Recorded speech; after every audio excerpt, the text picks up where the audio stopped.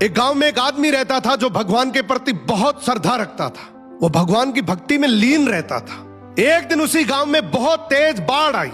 गांव के सभी लोग अपनी जान बचाने के लिए पहाड़ों की तरफ भागने लगे, लेकिन यह आदमी गांव के बीचों बीच एक पेड़ के नीचे हाथ जोड़कर बैठ गया। तभी एक गांव का भागता हुआ आदमी आया और बोला, अरे भाई जल्दी चलो, नहीं तो तुम डूब जाओगे। यह आदमी बोला, मुझे मेरे भगवान पर भरोसा है, वो मुझे बचा लेंगे, तुम जाओ। फिर एक आखिरी नाव आई। नाव में बैठे लोगों ने कहा, अरे भाई तुम पागल हो गए क्या? पानी का लेवल बढ़ रहा है, जल्दी से नाव में आ जाओ, नहीं तो डूब जाओगे।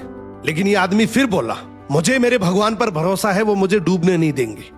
अब धीरे धीरे पानी इतना बढ़ गया कि उस आदमी को पेड़ पर चढ़ना पड़ा। तभी एक आखिरी रेस्क्यू के लिए हेलीकॉप्टर आया और उसके सामने एक रस्सी फेंकी और कहा कि जल्दी से रस्सी पकड़कर ऊपर आ जाओ, नहीं तो डूब जाओगे, पूरा गांव जलमग्न हो चुका है। यह आदमी गुस्से में बोला, मैंने बोल दिया ना, मुझे मेरे भगवान स्वयं बचाने के लिए आएंगे, मुझे मेरे हाल पर छोड़कर तुम यहां से चले जाओ। अब पानी ज्यादा बढ़ने की वजह से वो पेड़ भी डूब गया और इस आदमी की मृत्यु हो गई।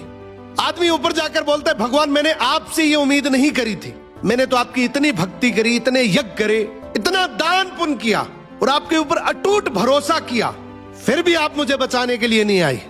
भगवान बोले, मैं तुझे बचाने के लिए एक बार नहीं बल्कि 3 बार आया था। पहले उस आदमी के रूप में, उसके बाद नाव के रूप में, और आखिर में तू फिर भी नहीं माना तो तेरे लिए हेलीकॉप्टर भी लेके आया, लेकिन तूने हर बार मौका ठुकरा दिया, इसलिए मैं तुम्हें बचा नहीं पाया। इसी तरीके से इस दुनिया में बहुत से लोग हैं जो अपने जीवन में बहुत दुखी हैं, लेकिन कुछ करते नहीं हैं। वो कहते भगवान जैसा चाहेगा वैसे जिंदगी चलती रहेगी, जो करेगा भगवान ही करेगा।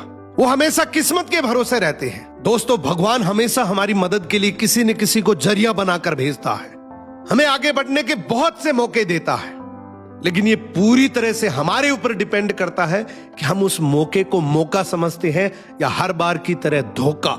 कई बार अपॉर्चुनिटी खुद हमारे दरवाजे पर चलकर आती है, लेकिन हम उसे ठुकरा देते हैं।